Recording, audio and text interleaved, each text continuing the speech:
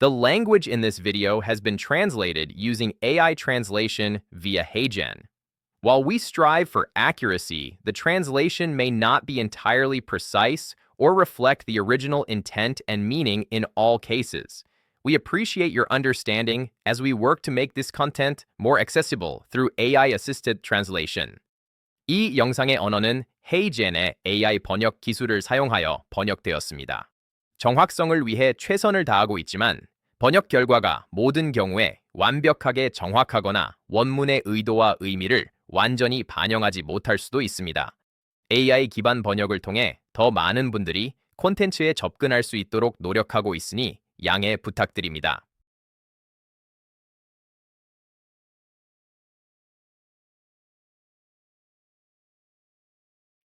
안녕하세요. 제 이름은 에릭 자모아입니다. AdMat Predictor의 매치엠 스튜디오에 관한 이 인터랙티브 튜토리얼에 함께 해주셔서 감사합니다. 오늘 다룰 주제는 클러스터링, R그룹 분석 및 활성, 그리고 매치드 몰레큘러 페어 분석이라고도 불리는 액티비티 클리프 탐지에 초점을 맞출 예정입니다. 이 기능들은 매치엠 스튜디오의 핵심적인 부분입니다. 매치엠 스튜디오의 다양한 기능 중 일부이기도 합니다. 이번 튜토리얼에서 다룰 내용이 많기 때문에 이 시리즈의 다른 튜토리얼보다 조금 더 길어질 수 있습니다. 그럼 바로 시작하겠습니다. 이제 시작해서 데이터셋을 가지고 작업해 보겠습니다. 이 데이터셋은 이델리즈라는 매우 흥미로운 천연물 토폴로지 밈에 관여하는 회사에서 저희에게 공유해 주었습니다. 그래서 저는 500개의 피리도옥시 사이피논 파일을 열 예정인데 이 역시 친절하게 저희에게 제공된 것입니다. 이번 예시에서는 화합물의 식별자가 EDX라는 필드에 저장되어 있습니다. 그래서 화합물들을 가져오기 위해 해당 필드의 이름을 지정하겠습니다. ADMET Predictor에서 자주 그렇듯이 이 화합물들의 ADMET 특성을 계산하는 단계로 넘어가겠습니다. 그리고 데이터 메뉴에서 ADMET 특성 계산을 선택해 이 500개의 화합물에 대해 모든 ADMET 특성을 계산하겠습니다. 아시다시피 ADMET Predictor는 매우 빠르기 때문에 이 특성들을 얻는데 정말 몇 초밖에 걸리지 않을 것입니다. 먼저 확인해야 할 것은 매챔 스튜디오 기능, 여기서는 매챔 기능이라고 불리는 것이 실제로 활성화되어 있는지입니다. 뷰 메뉴로 가서 매챔 기능을 찾아보세요. 그 앞에 체크 표시가 있다면 스프레드시트 하단에 Compounds, Classes, Rtables, Pairs, Keys라고 표시된 5개의 탭이 보일 것입니다. 만약 비활성화되어 있다면 Compounds 탭만 보이게 됩니다. 그래서 여기에서 이 기능들을 활성화해 보도록 하겠습니다. 이제 우리가 수행해야 할 작업은 이 화합물 집합을 케모타입이라고 알려진 화학적 계열로 그룹화하여 군집화하는 과정입니다. 이 작업은 애드민 프리딕터에서 아주 쉽게 할 수 있습니다. 하지만 먼저 여기 있는 클래스 탭에서 보여드리고 싶은 내용이 한 가지 더 있습니다. 현재로서는 각 화합물이 각각의 고유한 클래스에 속해 있습니다. 즉 화합물의 수만큼 클래스가 존재하는 셈입니다. 즉 Compounds 탭에 500개의 화합물이 있지만 Classes도 500개가 있습니다. 이것은 Classes 탭에서 확인할 수 있습니다. 그럼 다시 Compounds로 돌아가 보겠습니다. 클러스터링 기능에 접근하는 방법은 Chemistry에서 Generate Classes로 이동하면 됩니다. 알겠죠? 기본값은 Frameworks를 사용하는 것입니다. 하지만 이번 경우에는 우리의 화합물들이 실제로 콜의 NR 그룹에서 조립된 것들입니다. 따라서 Ring Anchor Systems가 이 화합물들에 더 적합한 옵션입니다. 사실을 말씀드리자면은 이 500개의 화합물을 조립하는 과정에서 사용된 몇 개의 핵심적인 기본 구조물들, 즉 서로 밀접하게 관련된 코어들이 있습니다. 그래서 다시 한번 여기서는 Ring Anchor Systems를 선택할 건데 이 화합물들이 본질적으로 CO1R 그룹 형태의 시스템으로 조립되었기 때문입니다. 따라서 그 옵션을 사용하면 소프트웨어가 몇 가지 작업을 수행하게 됩니다. 가장 먼저 확인해 보시면 컴파운드 스텝에서 클래스 리스트 열이 새롭게 생성되는 것을 확인할 수 있으며 이 열에는 각 화합물 또는 클러스터의 클래스 아이디가 포함되어 나타납니다. 여기서는 클러스터와 클래스를 거의 같은 의미로 번갈아 사용할 것입니다. 그래서 각 화합물에는 클래스 또는 클러스터 아이디가 할당되는데 예를 들어 compound 1은 cluster 2에 compound 2와 compound 3은 cluster 1에 할당되는 식입니다. 또한 클러스터의 크기도 함께 표시해 줍니다. 여기 괄호 안에 있는 숫자가 바로 그것입니다. 예를 들어 클러스터 1에는 299개의 화합물이 클러스터 2에는 132개가 포함되어 있습니다. 이제 여기 클래스 탭으로 이동하면 상황을 좀 더 자세히 볼 수 있습니다. 그리고 여기서 볼 수 있는 것은 이제 캐모 타입들이 조합되었다는 점입니다. 이 경우에는 네 가지 서로 다른 캐모 타입입니다. 그리고 여기서 자세히 살펴보게 되면 볼 수 있는 것은 첫 번째 클래스와 네 번째 클래스에는 우리가 흔히 일반적인 페리오독시사이피논이라고 부를 수 있는 성분들이 포함되어 있고 이와 달리 클래스 두 번째와 세 번째는 바로 여기 보이시는 설포나마이드 유사체들이 함께 위치하고 있다는 사실입니다. 또 한 가지 볼 수 있는 점은 이렇게 4개의 클래스를 확인했고 소프트웨어가 각 클래스 또는 클러스터의 크기도 함께 출력해 줬다는 것입니다. 클러스터 1에는 299개의 분자가 있고 클러스터 2는 132개, 클러스터 3에는 59개, 클러스터 4에는 10개의 분자가 있습니다. 알겠죠? 또 한 가지 주목해서 살펴볼 수 있는 점은 소프트웨어가 이 클래스들을 전문 화학자가 직접 수행했을 법한 방식과 거의 동일하게 정의해냈다는 사실을 확인할 수 있습니다. 즉, 일반적인 페리오독시세피논을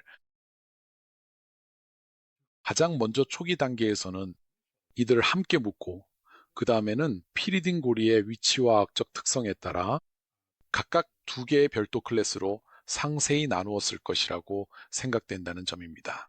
여기서 2가지 다른 위치 이성 질체가 있다는 점을 주목하세요.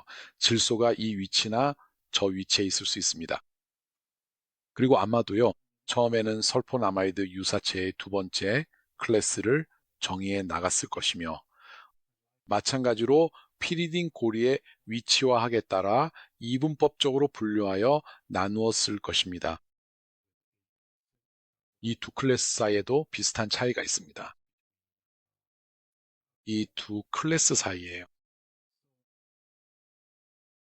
그래서 여기서 우리가 얻은 결과는 실제로 했을 법한 작업을 꽤 정확하게 재현한 것이라고 생각합니다. 직관적으로 보면 이런 화학 유형, 즉 화학 계열들을 분리하는 것이죠. 여기서 흥미로운 점 중 하나는 이 데이터셋을 여러 수준에서 볼 수 있다는 것입니다. 우리는 화합물 수준에서 데이터셋을 볼 수 있으며 각 화합물마다 해당 화합물과 연관된 특성들을 자세하게 살펴볼 수 있습니다. 그게 바로 여기 있는 열들이죠. 그리고 그것들은 단순한 숫자일 수도 있지만 이런 스타플롯처럼 시각적으로 표현된 것일 수도 있습니다. 그래서 다시 말하지만 우리는 개별 화합물 수준에서 데이터를 볼 수도 있지만 이제는 계열 수준에서도 데이터를 볼 수 있습니다. 이는 잠재적인 장점과 단점에 대한 훌륭한 통찰을 제공합니다. 이러한 화학 계열과 관련된 것들이죠. 열에 있는 데이터를 보면 더 이상 개별 화합물을 반영하지 않습니다. 예를 들어 이 admit 리스크, 열과 같은 값들은 이제 실제로 화학유형 전체의 계열 평균을 나타냅니다. 그래서 1.487은 실제로 클러스터 1번 전체의 평균 어드미트 리스크 값입니다. 네, 그렇습니다. 그리고 우리가 할 수 있는 또 다른 일은 이제 개별 값을 보는 대신 물론 평균적으로 어느 계열이 더 잘 작동하는지에 대한 꽤 좋은 통찰을 얻을 수 있지만 별 그래프, 스타 플롯도 볼 수 있다는 점입니다.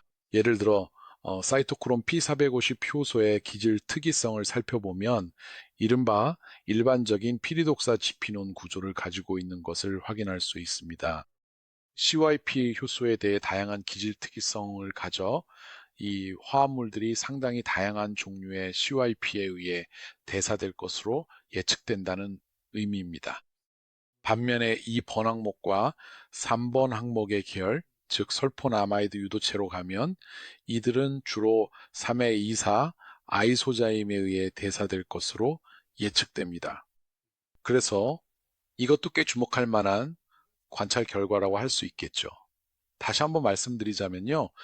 이 계열들 사이에서 추가적으로 우리가 확인해 볼 수 있는 세 번째 정보는 바로 상세한 속성 히스토그램입니다.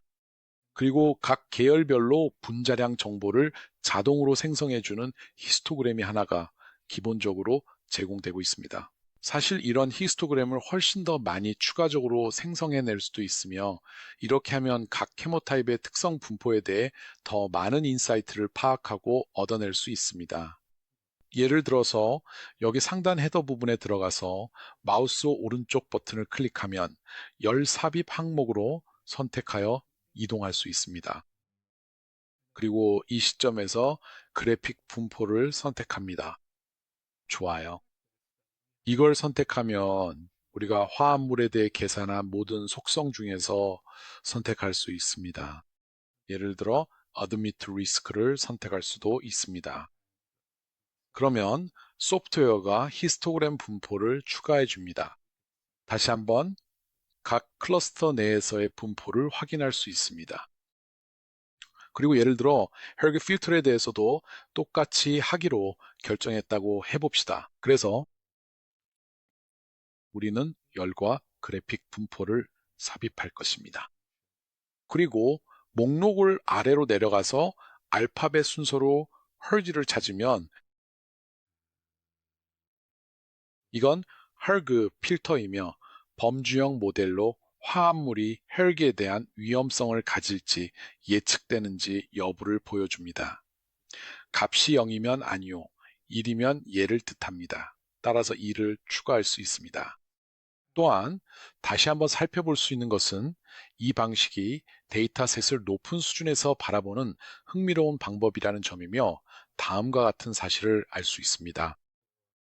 예를 들어 admit risk가 1번과 4번 클래스의 경우 화합물들이 admit risk의 낮은 쪽에 더 많이 분포해 있지만 여전히 잠재적으로 더 높은 값으로 이어지는 경향도 보입니다.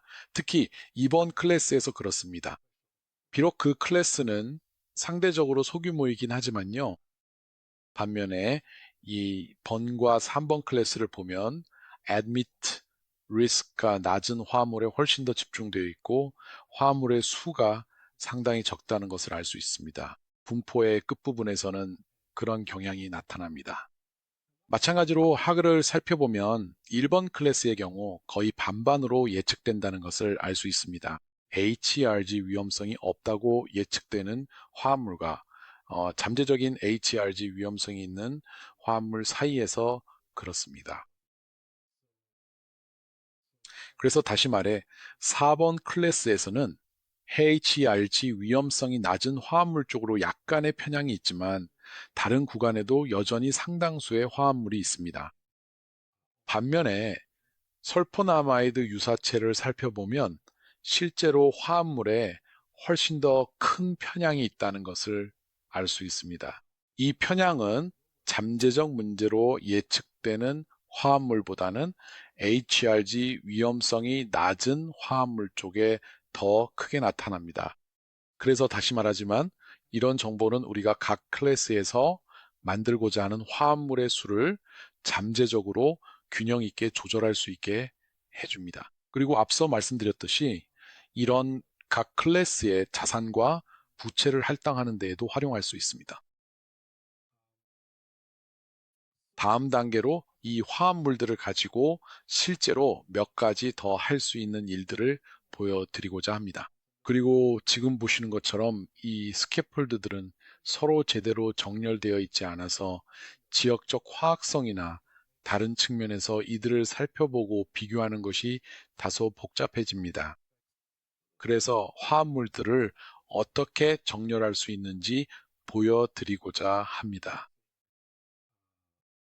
실제로 매챔 스튜디오와 매챔 디자이너를 조합해서 말이죠. 그래서 여기서 우리가 할 일은 이 네 가지 화합물 클래스를 매챔 디자이너로 가져가는 것입니다. 그렇게 하려면 매챔 디자이너로 이동하면 됩니다. 아이콘은 여기 보이는 알데하이드 그림, 알데하이드 아이콘입니다. 이것을 누르면 4개의 화합물이 매챔 디자이너 창에 들어가게 됩니다. 가장 먼저 할 일은 첫 번째 화합물을 원하는 방향으로 배치하는 것입니다. 기본적으로 이 화합물을 올가미 도구로 선택한 다음 마우스 오른쪽 버튼을 클릭해 정리를 선택하면 됩니다. 그렇게 하게 되면 화합물이 선호하는 방향으로 정렬이 이루어지게 되지만 물론 사용자가 원하는 방향으로 자유롭게 조정하는 것 또한 충분히 가능합니다. 이 경우에는 예를 들어 카본 읽기를 위로 보고 싶다면 이 화합물을 수직으로 뒤집을 수도 있습니다. 그리고 모든 화합물을 선택하려면 컨트롤 플러스 A를 누르면 됩니다. 그러면 모든 화합물이 선택됩니다. 이게 바로 모두 선택 기능이고 그런 다음 공통 스캐폴드를 기준으로 모든 화합물을 정렬할 수 있습니다. 네, 알겠습니다. 그러면 화합물들을 훨씬 더 쉽게 볼 수 있게 되고 이제 이 화합물들을 클래스 탭으로 다시 보낼 수 있습니다. 그래서 이제 이 화합물들을 옮기겠습니다. 4개의 화합물이 전송된다고 나오고 이들은 기존에 있던 화합물들입니다. 여기서 우리가 수정한 새로운 것은 없습니다. 확인을 누르면 소프트웨어에서 적어도 하나의 구조가 수정되었다는 경고 메시지가 뜹니다. 계산된 ADMET 속성이 구조와 동기화되지 않았을 수 있다는 내용입니다. 하지만 여기서는 실제로 구조를 수정한 것이 아니라 단지 방향만 바꾼 것입니다. 그래서 이것이 계산된 속성에 아무런 영향을 주지 않습니다. 그래서 그냥 아니오를 선택하면 됩니다.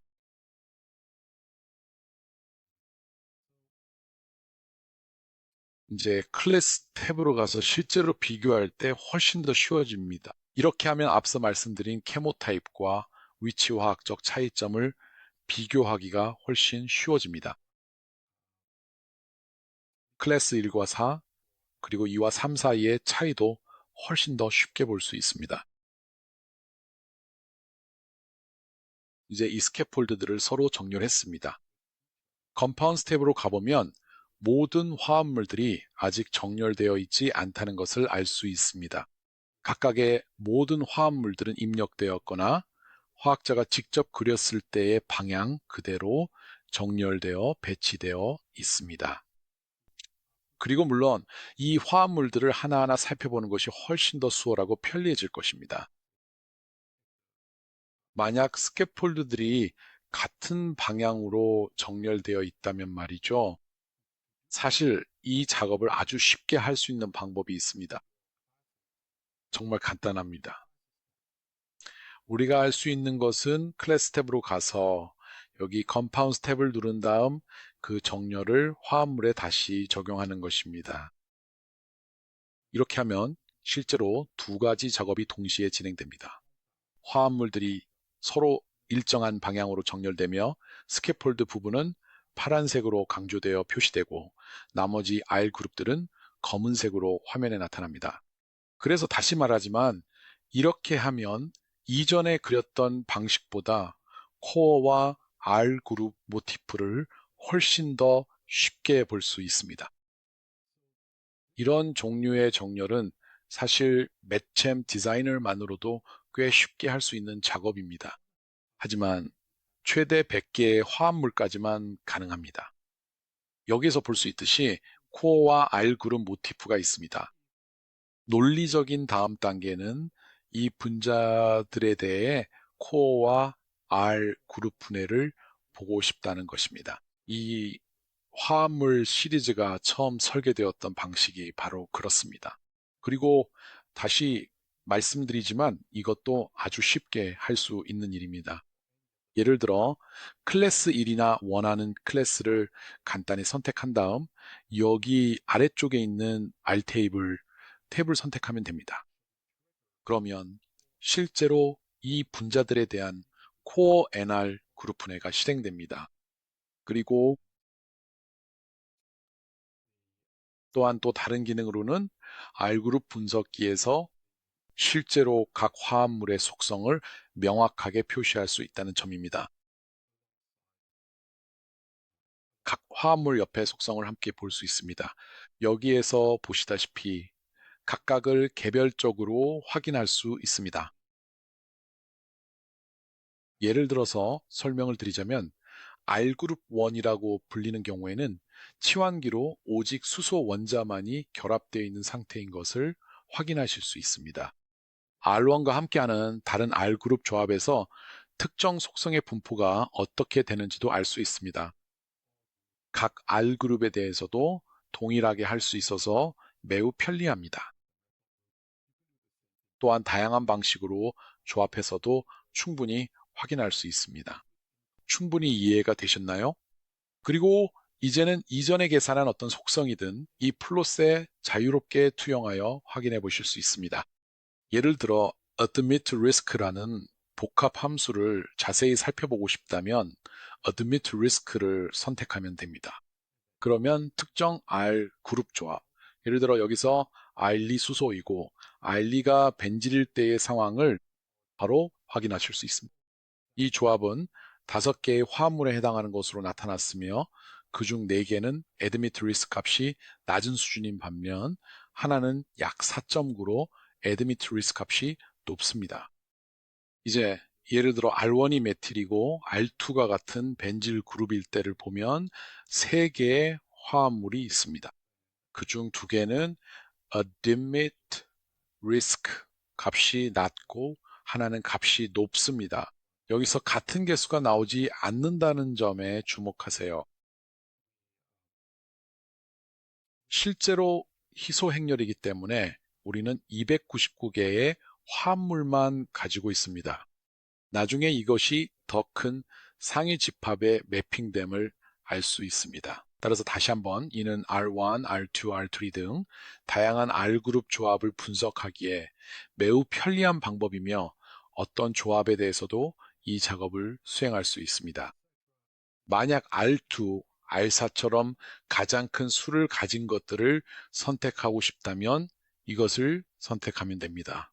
그러면 매핑된 속성, 이 경우에는 admit risk가 개별 결과, 화합물에서 어떻게 나타나는지 볼 수 있습니다. 이 경우에는 대부분 R1/R3 조합에 따라 하나 또는 2개가 됩니다. 이와 같은 방식을 통하여 이러한 R그룹에 속한 특정 자산과 부채를 상세히 평가하는 것이 가능해집니다. 참고로 여기서는 admit risk만 보고 있지만 원하는 어떤 속성에 대해서도 작업이 가능합니다. 용해도나 소프트웨어 내에서 계산하거나 가져올 수 있는 거의 모든 것에 대해서도 마찬가지입니다. 그러한 이유로 마무리하면서 말씀드리고 싶은 사실 중 하나는 우리가 정말로 분명하게 가지고 있다는 점입니다. A, 우리는 R그룹의 매트릭스를 가지고 있는데 이 경우에는 299개의 화합물에 매핑되어 있습니다. 이것이 바로 클래스 1이었고 이들은 예시로 제시된 화합물입니다. 알겠죠? 그리고 이것은 더 큰 상위 집합에서 추출된 것입니다. 왜냐하면 전체 매트릭스를 보면 2 곱하기 13 곱하기 4 곱하기 25인데 이 매트릭스는 4 곱하기 25는 100이고 13을 곱하면 1300, 여기에 1을 곱하면 2600이 됩니다. 따라서 우리는 약 2600개 정도의 잠재적인 생성물들로 구성되어 있는 전체 매트릭스를 확보하게 됩니다. 물론 이러한 과정은 이 화합물을 실제로 조립하는데 사용되는 화학 반응의 범위 내에서 각각의 R 그룹들을 도입할 때에 어떠한 충돌도 발생하지 않는다는 가정이 뒷받침되어야 가능합니다. 하지만 우리가 할 수 있는 것은 이 상위 집합의 2600개 화합물 전체 라이브러리를 실제로 열거할 수 있다는 점입니다. 원한다면 이 화합물들은 잠재적으로 모두 합성될 수 있습니다. 그래서 지금 바로 그 작업을 해보겠습니다. 그리고 이건 아주 쉽습니다. R 테이블의 드롭다운 메뉴에서 Explode Products 옵션을 선택할 수 있습니다. 간단히 출력 파일 이름만 지정하면 됩니다. 예를 들어 우리는 클래스 1에서 화합물을 가져올 것이기 때문에 파일 이름을 클래스 1 fully라고 할 수 있습니다. 왜냐하면 이것이 전체 화합물 집합이기 때문입니다. 그리고 2600이라고 붙이는 이유는 이번 경우에 2600개의 화합물을 얻게 되기 때문입니다. 좋아요. 그리고 사실 새 창에 표시할 필요는 없고 단지 파일로 나열만 하면 됩니다. 그래서 OK 버튼만 누르면 소프트웨어가 실제로 이 전체 제품 집합을 SDF 파일로 분해 또는 나열해 줍니다. 다시 말하지만 여기서 할 수 있는 일이 정말 많습니다. 이것은 이 튜토리얼의 첫 번째 부분에 불과합니다. 2부에서 다시 만나 뵙고 이렇게 분해된 집합에 대해 어떤 분석을 할 수 있는지 보여드리겠습니다. 시간 내주셔서 감사합니다. 곧 다시 찾아뵙겠습니다.